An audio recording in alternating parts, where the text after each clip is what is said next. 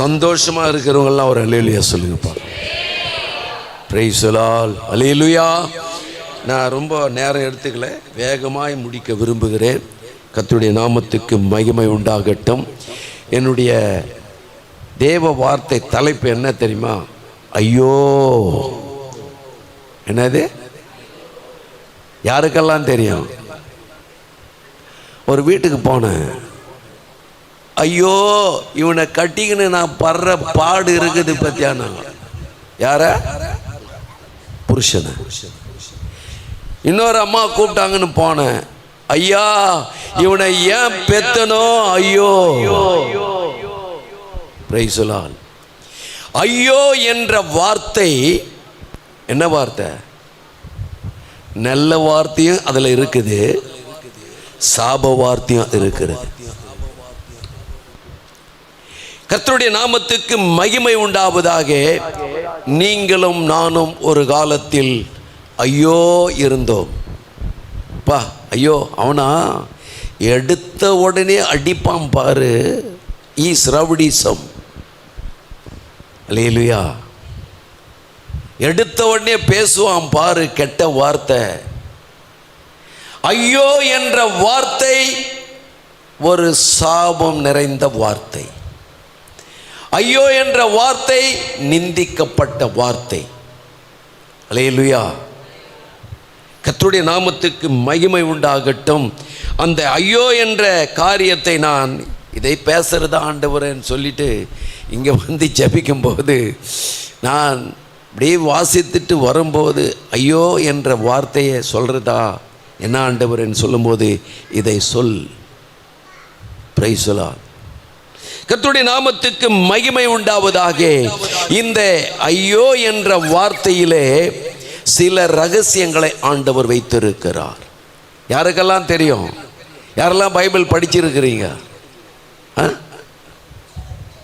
ஐயா, எனக்கு இருக்கிறா பாரு மாமியார். ஐயோ, நாங்கள் உக்காந்தா குற்றம், ஏந்தா குற்றம், எதை செய்தாலும் ஐயோ எப்போ போவாலோ ஆண்டவரே. Price the Lord. கர்த்தருடைய நாமத்துக்கு மகிமை உண்டாகட்டும். அதிலே ஒரு சில காரியங்களை நான் சொல்லி கடந்து போக விரும்புகிறேன். யோபு 10ஆம் அதிகாரம் 15ஆம் வசனத்தை வாசிங்க.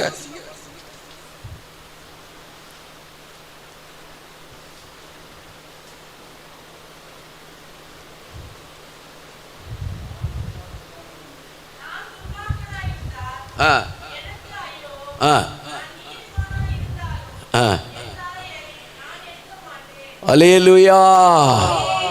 நான் நீதிமானா இருந்தாலும் இல்ல, என்ன சொல்றாரு யோபு? 10:15 படிங்க. நான் துன்மார்க்கனா இருந்தாலும் யாருக்கு? எனக்கு ஐயோ. இல்ல இல்ல, போதும் போதும், அந்த துன்மார்க்கு தான் போறேன். நான் துன்மார்க்கனா இருந்தா எனக்கு ஐயோ. ஒரு கேள்வி போட்டுங்க, நாம எப்படி இருக்கிறோம்? ஆனால் இந்த யோபு அவன் நீதிமான், நீதிமான் பட்டியலிலே எழுதப்பட்டிருக்கிறது. ஆனால் இந்த வசனம் சொல்லுகிறது, நான் துன்மார்க்கனா இருந்தால் எனக்கு ஐயோ. இந்த 42 அதிகாரங்களை வாசித்து பார்க்கும்போது அவன் 100க்கு 100 தேவனுக்கு பயந்தவனாய் இருந்தான். தேவனுடைய நிபந்தனைக்கு கட்டுப்பட்டு ஜீவித்தான். ஆனால் ஒரே ஒரு ரகசியம், ஒரு வார்த்தை சொன்னார். என்னன்னா, ஆண்டவரே, நான் பிறக்கும் போதே என் தாய், அந்த ஐயோ என்ற வார்த்தைக்கு இதை ஒப்பிடலாம். ஆண்டவரே, நான் பிறக்கும் போதே என் தாயின் வயிற்றிலே நீ உருவாக்கினவர் நீதான், என்னை உண்டு பண்ணினவர் நீதான். நான் பிறக்கும் போதே ஒரு சதையாய் புண்டமாய் பிறந்திருந்தால் நலமாயிருக்கமே அப்படின்னு அவரே சொல்லிக்கிறாரு. ஆனால் கர்த்தருடைய நாமத்துக்கு மகிமை உண்டாகட்டும்.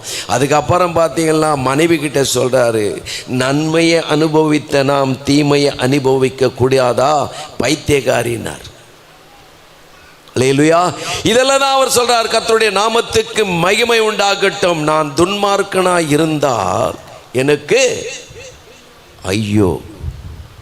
நான் துன்மார்க்கனாய் வாழ்ந்திருந்தால், துன்மார்க்கனாய் ஜீவித்திருந்தால், துன்மார்க்கனாய் நடந்திருந்தால் நமக்கு என்ன ஐயோ. அப்ப கர்த்தருடைய நாமத்துக்கு மகிமை உண்டாவதாக. யோபு அப்படி சொல்லிட்டு 14ஆம் வசனம் படிங்க. அதுக்கு மேல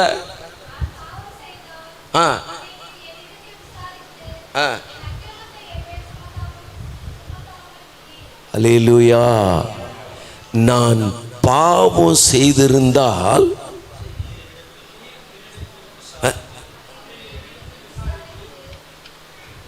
அதை விசாரித்து என் மேல் சுமத்தாமல். எவ்வளவு ரகசியமா எழுதியிருக்கார் பார். நான் எனக்கு ஐயோதான், ஆனா நான் பாவம் செய்திருந்தா அதை என் மேல என்ன பண்ணாதீங்க. Price the Lord. தேவன் நீங்களும் நானும் ஐயோ என்ற பட்டியலிலே இருந்தோம். நம்மளை ரட்சித்து, நம்மளை அழைத்து, நம்மளை பேர் சொல்லி தெரிந்து கொண்டு அவருடைய பிள்ளைகளாய் ஆக்கி நம்மளை அபிஷேகித்து அவருடைய மந்தையில வைத்திருக்கிறார் என்று சொன்னா நமக்கு ஐயோ இல்லை. அல்லேலூயா. கரங்களை தட்டி கர்த்தருடைய நாமத்துக்கு மகிமை உண்டாவதாக. யோபு இப்படியாய் எழுதப்பட்டு இருக்கிறதை நாம் பார்க்கிறோம். கர்த்தருடைய நாமம் மகிமைப்படுவதாக. அடுத்தபடியாய் நான் சொல்லுகிறேன், ஏசாயா 3ஆம் அதிகாரம் 11ஆம் வசனம் வாசிங்க. வேக வேகமா போற சக்கரே.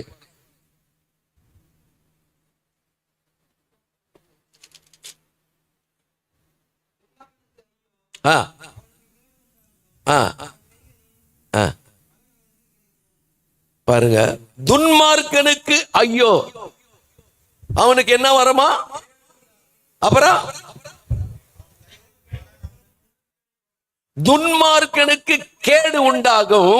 ஐயோ, கேடு வருகிறது. அப்ப சொல்றாரு, கேடு வரும் நாளில் கூடார மறைவில் உன்னை பாதுகாத்து உன்னை வைத்திருக்கிறார். கேடு வரும் நாளில் உன்னை தேவன் பாதுகாக்கிறார், உன்னை பராமரிக்கிறார், உன்னை விசாரிக்கிறார், உன்னை தாங்குகிறார், உன்னை போஷிக்கிறார். யாருக்கு கேடு வரும் சொல்லுங்க? துன்மார்க்கனுக்கு கேடு வரும். துன்மார்க்கன் என்ன? வேத வசனத்துக்கு கீழ்ப்படியாதவன் துன்மார்க்கன். சத்தியத்தை ஏற்றுக்கொண்டு சத்தியத்தின்படி நடக்காதவன் துன்மார்க்கன். சத்தியம் என்ன சொல்லுகிறதோ அதன்படி அதை அனுசரிக்காதவன். அல்லேலூயா. என்ன ஒருத்தர் கேட்டார் ஒரு கேள்வி. இயேசு கிறிஸ்து எல்லா இடங்களிலும் அற்புதங்கள், அதிசயங்கள், கிரியைகள் செய்தாரு. நான் அற்புதம் செய்தேன்னு எங்கன்னா சொல்லி இருக்கிறாரான்னு கேட்டார். என்ன கேள்வி அது? என்ன கேள்வி? இயேசு கிறிஸ்து போன இடமெல்லாம் அற்புதம் நடந்தது, அதிசயம் நடந்தது, கிரியை நடந்தது. அவர் எங்கேயுமே நான் அற்புதம் செய்தேன்னு சொல்லியே அப்படின்னார். இல்லையா? சொல்லியா?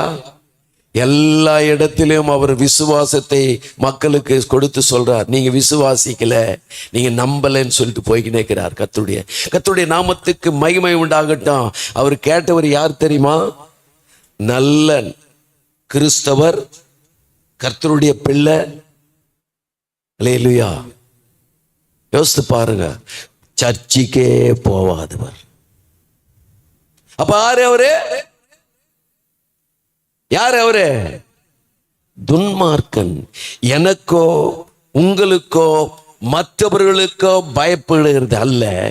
நீ தேவனுக்கு பயந்து நடக்கும் போது கர்த்தர் உன்னை மேன்மைப்படுத்துவார். அவர் சொல்றார். இப்படி சொல்லிட்டு கர்த்தருடைய நாமத்துக்கு நான் சொன்னேன், எல்லாம் கேட்டு விசாரித்து திருப்பி அவருக்கு ரிக்வெஸ்ட் பண்ணேன். பிரதர், நல்லது, நீங்க கேட்டதெல்லாம் சந்தோஷம்தான். எங்கேயாவது ஒரு ஆவிக்குரிய சபைக்கு போங்க பிரதர்னு. அப்போவாவது நான் போறேன்னு சொல்லுவார்னு பார்த்தா. Price the Lord. அப்ப துன்மார்க்கன் தன் கர்வத்தினாலே, தன்னுடைய ஞானத்தினாலே ஆண்டவரை மறக்கிறான். அப்ப சொல்றாரு இந்த வசனத்தில், என்ன சொல்றாரு படிங்க. துன்மார்க்கனுக்கு ஐயோ, அவனுக்கு கேடு உண்டாகும். ஹல்லேலூயா. தயவு செய்து ஐயோ என்ற பட்டியலிலிருந்து யாராவது இருப்பீர்கள் என்று சொன்னால் அது நீக்கப்பட வேண்டும். ஹல்லேலூயா. ஐயோ என்ற வார்த்தை நம்முடைய வாழ்க்கையிலே இருக்கலாம். ஆனால் அது எப்படி இருக்கணும்னு சொன்னா நன்மையா இருக்கணும், தீமையா இருக்கக்கூடாது. கர்த்தருடைய நாமத்துக்கு மகிமை உண்டாகட்டும். ஆனால் துன்மார்க்கனுக்கு என்ன வருமா? கேடு. எங்க ஊர்ல அப்போ நான் ஞாபகம் வந்தனால் சொல்றேன், பாண்டியன் ஒருத்தர் இருந்தார்.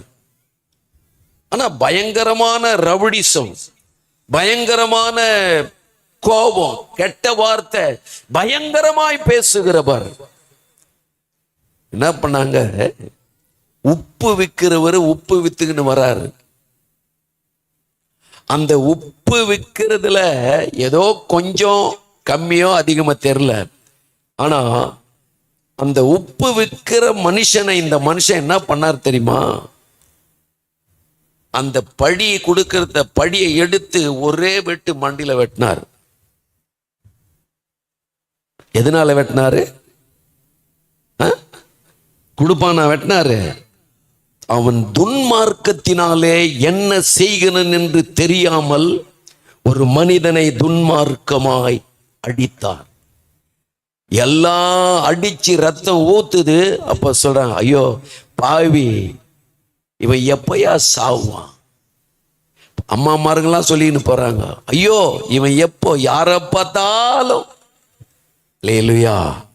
அந்த ஐயோ என்ற வார்த்தை நம்மை விட்டு நீங்க வேண்டும். என்ன கூட சொல்லுவாங்க, ஐயோ இந்த பாசு கிட்ட மாட்டிக்கினா ரொம்ப கஷ்டம், விடவே மாட்டாருன்னு சொல்லுவாங்க தான். ஆனா ரட்சிப்புக்குள்ள வருவதற்கு ஏதுவான வழிகளை உண்டு பண்ணுவதற்கு அந்த வார்த்தை இருந்தா பரவாயில்ல.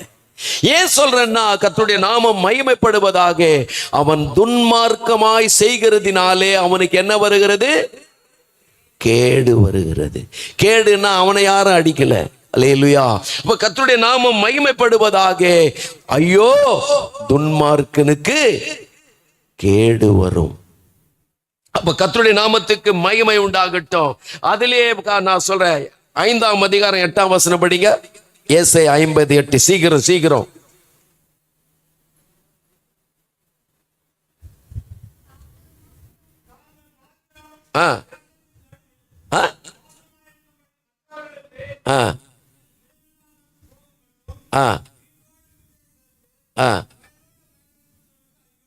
பா எப்படியா அம்மா மாருங்க படிங்க.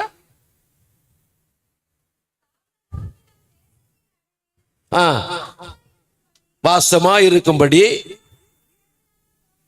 மற்றவர்களுக்கு இடமில்லாமல் மட்டும் போக மட்டும் வீட்டோடு வீட்டை அப்படித்தானே சொல்றாரு. சேர்த்து மறைவான வளையலை கூட்டுகிற அண்ணன் தம்பிக்குள்ள பிரச்சனை வருதியா?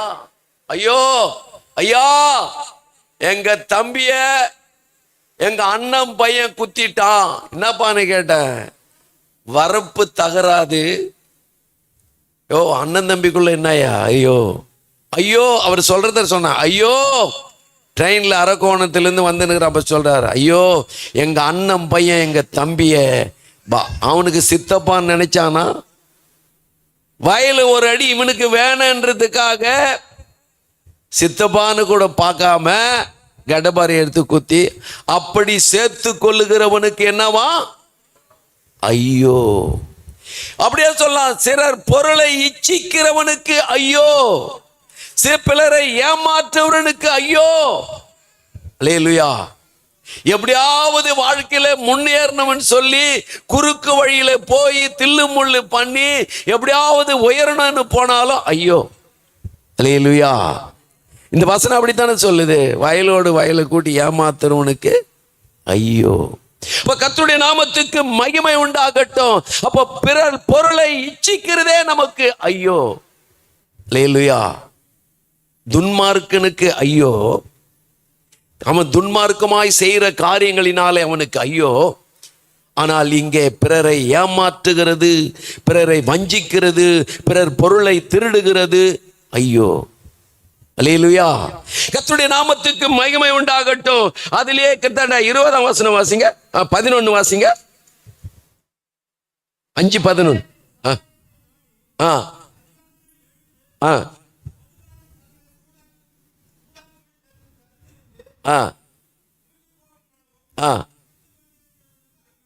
என்னவா?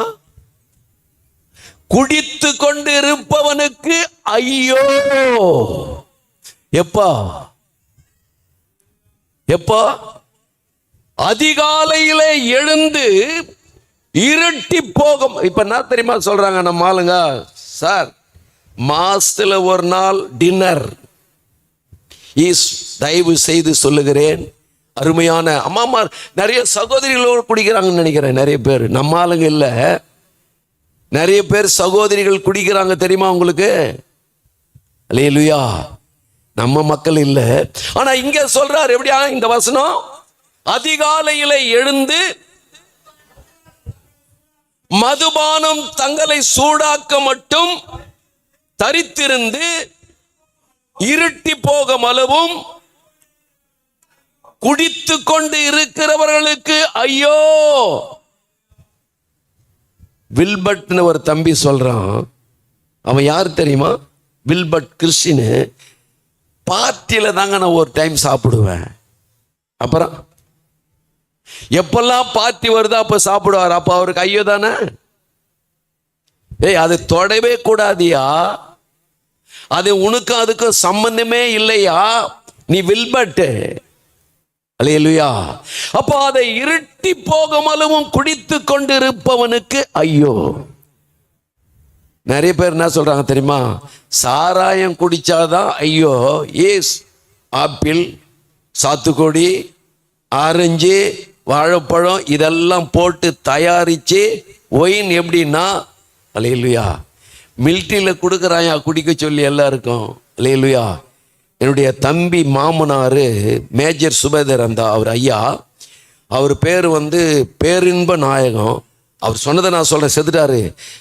ஐயா, எனக்கு 24 பாட்டில் இந்த ஆவடி டேங்க் ஃபேக்டரியிலே நான் கொண்டு போய் கொடுத்தா கொடுப்பாங்க. என்னை கேட்பாங்க, வாங்கி கொடுங்கன்னுவாங்க. நானே சாப்பிட்றது இல்லை, நான் எப்படி இன்னொரு ஆளுக்கு வாங்கி கொடுப்பேன்? கவர்மெண்ட் அவங்களுக்கு ஃப்ரீயா கொடுக்குது. அப்ப நீங்க கேட்கலாம், கவர்மெண்டே கொடுக்குதையானே? கவர்மெண்ட் தான் நம்மளை தீமையிலே அனுப்புது, நல்லத்திலே அனுப்புது. அல்லேலூயா! நம்ம அதுல எது நல்லதோ அதை நாம் எடுத்துக்கொள்ள வேண்டும். இருட்டி போகும் அளவும் குடித்து கொண்டு இருப்பவனுக்கு ஐயோ! கர்த்தருடைய நாமத்துக்கு மகிமை உண்டாகட்டும். அதுல 21, 20 வாசிங்க. வேகமா சீக்கிரம் டக்குன்னு முடிக்கிறேன். எப்படியா?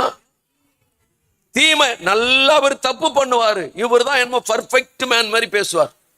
தீமையை நன்மை, தீமையை நன்மை என்றும் நன்மையை தீமை என்றும், இருளை வெளிச்சமும் வெளிச்சத்தை இருளும்,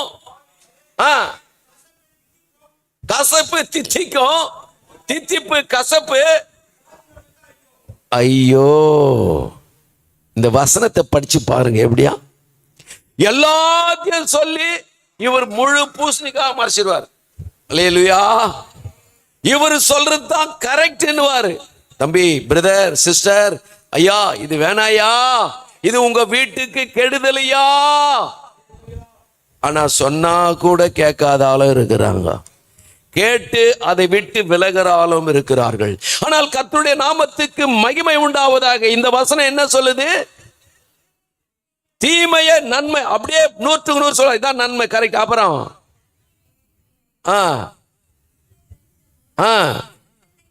மாத்தி மாத்தி மாத்தி மாத்தி என்னதான் சொன்னாலும் மாத்தி மாத்தி சொல்ற ஆளு ஒரு ஆள் இருக்கிறார். யாரு? அவர் தான் பிசாசு. நமக்குள்ள இருந்துன்னு சொல்லுவான், இது தப்பு இல்லை ஐயா. அவன் சொல்லுவான், ஐயா மைக்கேல் குடிக்கிறான், வின்சென்ட் குடிக்கிறான், ராபர்ட் குடிக்கிறான், ஜான் குடிக்கிறான்வான்.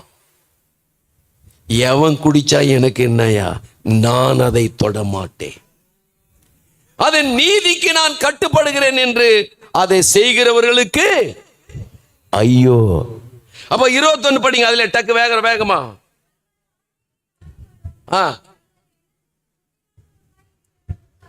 எப்படியா? தங்கள் பார்வைக்கு அப்படியே பாரு, ஒயிட் அண்ட் ஒயிட் போட்டுக்கிறேன், நைட் ஃபுல்லா அடிக்கிறேன், மைக் கிட்ட வந்து பேசுறேன்னா எப்படி இருக்கும்? நீங்க பாத்தீங்களா? நான் ஆவிக்குரிய ரகசியத்தை சொல்றேன், நீங்க கேக்குறீங்களா? நான் நல்லா பர்ஃபெக்ட் காலையில எழுந்து சும்மா டிம்மா ட்ரெஸ் பண்ணின்னு வந்து நிக்கிறேன், நைட்டு ஃபுல்லா அடிச்சே உனக்கு ஐயோ, சொன்னா கேட்க மாட்டேன் நீ ஐயோ. எப்படி சொல்றாரு இந்த வசனம்?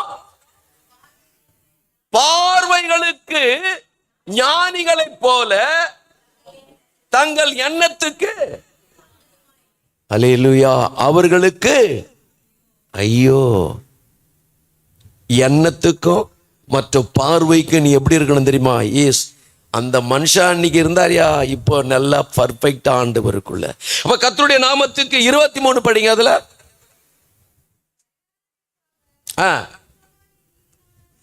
பரிதானத்துக்காக குற்றவாளியை, அப்ப குற்றவாளியை பரிதானத்துக்காக நீதிமானாய்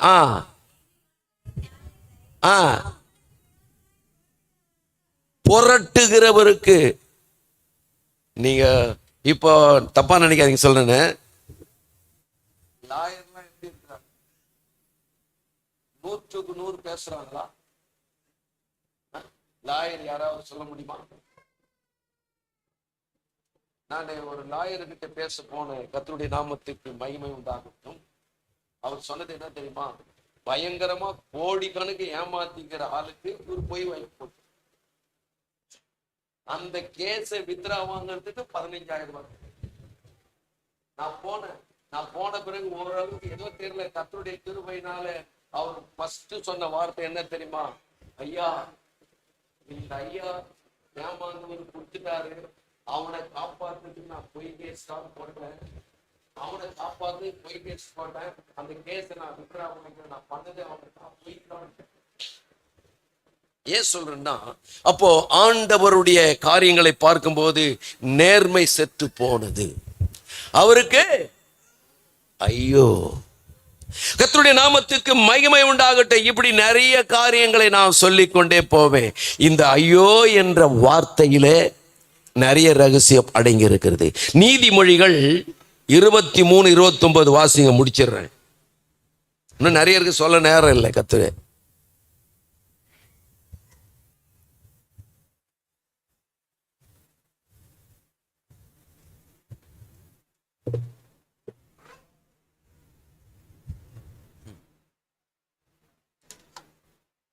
praise the Lord.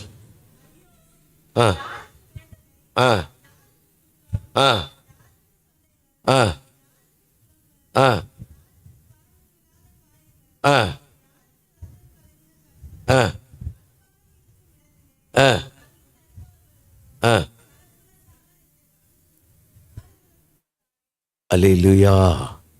நீங்க அதை படிச்சீங்களா? எப்படி தெரியுமா பண்ண? ஐயோ யாருக்கு வேதனை. ஐயா, இந்த ஒரு காரியத்தினாலே குடும்பத்திலே வேதனை, தாய் தகப்பனுக்கு வேதனை, உற்றார் உறவினருக்கு வேதனை, நம்ம சொந்த பந்தங்களுக்கு வேதனை, நண்பர்களுக்கு வேதனை. அங்க சொல்றார், ஐயோ யாருக்கு வேதனை. வேதனை இல்லைன்னு சொல்ல முடியாது. யாருக்கு வேதனை, யாருக்கு துக்கம், யாருக்கு சண்டை.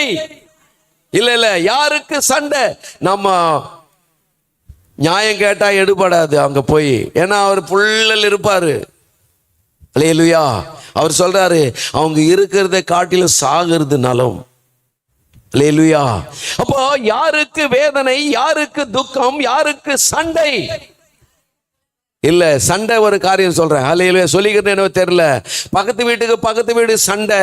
அந்த ஐயா மடக்க போனாரு, மடக்க போனவரை இந்த அம்மா கூப்பிடுறாங்க, அவர் தண்ணியா வச்சுக்கிறாரு, இந்த அம்மா கூப்பிடுறாங்க, வந்துரு வந்துரு வந்துரு. இழுக்க இவர் கோபம் வந்து கீழே இருந்த கல்லை எடுத்து அடிச்சார், மண்டை ஒடிஞ்சு போச்சு, 7-8 தேயில் அந்த அம்மாவுக்கு. அல்லேலூயா.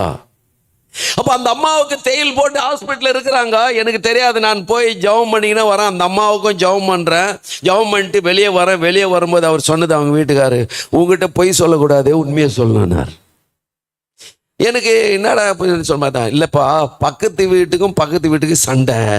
நான் போய் விலைக்கு விடுறதுக்கு போனேன். விலைக்கு விட போகும்போது என் மனைவி என்னை பிடிச்சி இழுக்கிறா. இழுத்த உடனே எனக்கு கோபம் வந்து பாரு, கீழே இருந்த கல்லை எடுத்து அடிச்சேன். ஏன் அடிச்சாரு? அவருக்குள்ள இருக்கிற நிலைமை மாறி, மனைவின்னு தெரியல, அவர் கோப எரிச்சல் வந்த உடனே அடிச்சு மண்டை 8 தேயில போட்டு ஹாஸ்பிட்டல் இருக்கிறாங்க. தயவு செய்து நல்லா சிந்திக்கணும். அந்த மனைவி என்ன சொன்னாங்க தெரியுமா என்கிட்ட? அம்மா எப்படிப்பட்டதுன்னு நான் கேட்கிறேன். ஐயா, இது எவ்வளோ பெரிய நல்ல மனைவி பாருங்க, இவர் எவ்வளோ நல்லவர் பாருங்க. அல்லேலூயா. அந்த அம்மா சொன்னது என்ன தெரியுமா? ஐயா, படியிலிருந்து இறங்கி வந்தையா, படி சிலிப்பாய் கீழே விழுந்தையா, அது விழுந்த உடனே மண்டை உடைஞ்சதுயா. நான் தன் கணவனை அவமானப்படுத்த கூடாது என்றதினாலே, தன் கணவனை குற்றப்படுத்த காட்டக்கூடாது என்றதினாலே எல்லா பழியும். அல்லேலூயா. நடந்த சம்பவம் நான் நிறைய உங்களுக்கு சொல்றேன். இன் பிராக்டிகல் நடக்கிற உண்மை. பாலிடெக்னிக் இருக்கு தெரியுமா? முருகப்பா பாலிடெக்னிக், அங்கதான் அவர் வீடு.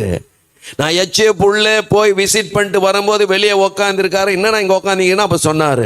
அது சொன்னதை தான் உங்களுக்கு ஞாபகம் வந்து நான் சொல்கிறேன். அல்லேலூயா. அவர் சொன்னார், கல்லை எடுத்து அடித்தா மண்டை உடஞ்சி போச்சுன்னார்.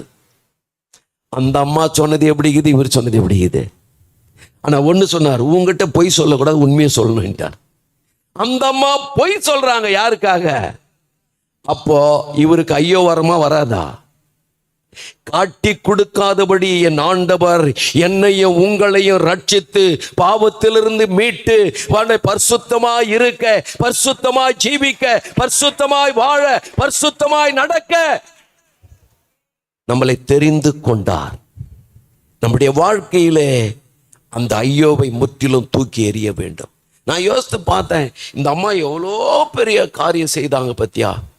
அவங்க அப்படிதான் சொல்றாங்க, எல்லாம் போறவங்கலாம் அப்படித்தான் சொல்றாங்க, எல்லாம் தெரிஞ்சவங்க பார்க்குற கேட்குறேன். அப்படி எல்லாருக்கும் படியிலேருந்து போயிட்டேன். கர்த்தருடைய நாமத்துக்கு யாருக்கு வேதனை, யாருக்கு துக்கம், யாருக்கு சண்டை, யாருக்கு காரணம் இல்லாத காயம், அந்த காயமே காரணம் இல்லாத காயம். அல்லேலூயா. கர்த்தர் நீங்களும் நான். அந்த ஐயோ என்ற வார்த்தையிலே நிறைய ரகசியம் இருக்குது. அது சொல்றதுக்கு நேரம் இல்லை, நான் முடிக்கிறேன். கர்த்தருடைய நாமத்துக்கு மகிமை உண்டாகட்டும். நீங்களும் நானும் அந்த ஐயோ என்ற வார்த்தை நம்முடைய வாழ்க்கையில முற்றிலும் நீங்க வேண்டும். அல்லேலூயா. நான் நிறைய பேரை கேட்பேன், ஐயோ அந்த பாஸ்டா, நிறைய சொல்லிட்டு போவோம், உங்களுக்கு டைம் இல்லை. ஐயா அந்த பாஸ்டா இன்னொரு பொண்ணோடு இருக்காரு, ஐயோ. அந்த தம்பியா, ஐயோ.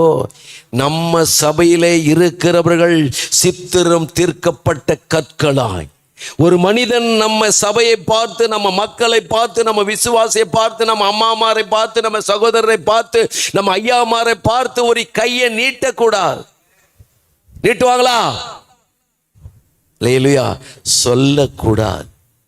ஐயா எங்க ஐயா முதல்ல பேசுவார், இப்ப அதெல்லாம் கிடையாது. என் பிரதர் முதல்ல எடுத்த உடனே சண்டைக்கு நிற்பான், இப்ப கிடையாது. அடியா, ஓகே.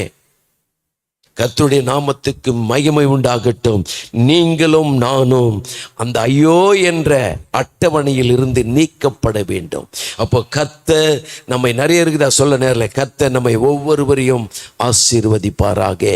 அப்போ யாருக்கு வேதனை, யாருக்கு துக்கம், யாருக்கு சண்டை, யாருக்கு காரணமில்லாத காயம், யாருக்கு ரத்தம் கலங்கிய கண்கள், மதுபானம் இருக்கும் இடத்தில் தங்கி தரிப்பவனுக்கும் கலப்புள்ள சாராயத்தை நாடுபவனுக்கும் ஐயோ. அப்புறம் அது பாத்திரத்தில் பலபலபாய் தோன்றும், மெதுவாயிரன். வீட்டில் வாங்கிக்கின்னு வந்து வச்சுக்கின்னு அப்பா புள்ளியும் கூட சாப்பிட்றவங்க நிறைய பேர் இருக்கிறாங்க. நான் ஏன் உங்க மத்தியில் நின்று சொல்றேன், எங்க சொந்த சித்தப்பா பெரிய பணக்காரன், நிறைய சொத்து, கோடி கணக்கு, ஒருவரு கூட இல்லை. அந்த வழியிலே எல்லாரும் போனார்கள், ஒருவரும் கூட இல்லை. அப்பா போனாரு, 3 பிள்ளைங்களும் போனாங்க, எல்லாம் போனாங்க, ஒரே மட்டும் இருக்கிறான் இன்னைக்கு. ஏன் சொல்றேன் தெரியுமா?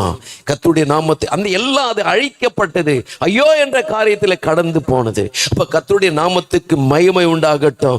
நான் அப்படி அந்த நிலைமைக்கு போனா என் குடும்பம் பாதிக்கப்படும், என் பிள்ளைகள் பாதிக்கப்படும், என் பின்னாடி இருக்கிற என் சபை பாதிக்கப்படும், என் சபை மக்கள் பாதிக்கப்படுவார்கள், என் ஊழியம் கெட்டு போகும். ஆமென். ஜீசஸ். முடிஞ்ச மட்டும் ஐயோன்னு சொல்லலாம். ஐயோ அந்த பாஸ்டா எப்பா ஒருத்தன் மாட்டினா விடவே மாட்டாரியா. ஆமென். ஜீசஸ். அந்த வரணும். அந்த சிஸ்டரா ஐயோ காப்பி கொடுத்து பிஸ்கட் கொடுத்து ஐயோ எப்படினாலும் வசனத்தை சொல்லி, உங்க வீட்டுக்கெல்லாம் 2 பேர் வராங்க, வீடு வீடா, ஞாபகமா உசாரா இருங்க. அல்லேலூயா. கர்த்தருடைய நாமம் மகிமைப்படுவதாக. நீங்களும் நானும் அதிலிருந்து நீக்கப்பட வேண்டும்.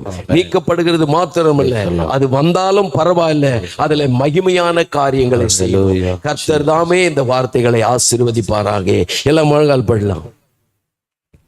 பரலோகத்தின் தேவனே, நாங்கள் உம்மை ஸ்தோத்தரிக்கிறோம், துதிக்கிறோம். இந்த காலை வேளையில நீங்க எடைப்பட்டதுக்காய் உம்மை ஸ்தோத்தரிக்கிறோம், துதிக்கிறோம்.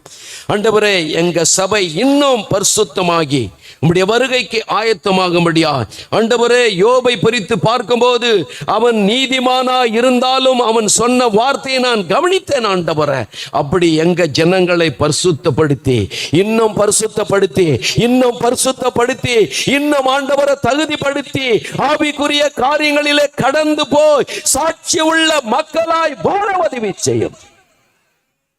இந்த சபை இந்த பகுதிக்கு ஒரு எடுத்துக்காட்டாய் இருக்கட்டும். முற்றிலும் உடைய கரத்துல கொடுக்கிறோம், இயேசுவின் நாமத்தில் பிதாவே. சொல்லலாம். என் ஆத்துமாவே, என் முழு உள்ளமே அப்படி ஆத்துமாவே கர்த்தர் செய்த சகல உபகாரங்களையும் மறவாதே. ஆமே. ஆண்டவராகிய இயேசு கிறிஸ்துவின் கிருபையும் பிதாவினுடைய அன்பும் பரிசுத்த ஆவியானுடைய நடத்துதலும் இன்றும் என்றும் சதா காலம் நம்மோடும் ஆராதிக்கிற மக்களோடு எப்பொழுதும் தங்கி இருப்பதாக. ஆமென். அல்லேலூயா, அல்லேலூயா. கர்த்தர் உங்களை ஆசீர்வதிப்பாராக. ஒருவருக்கு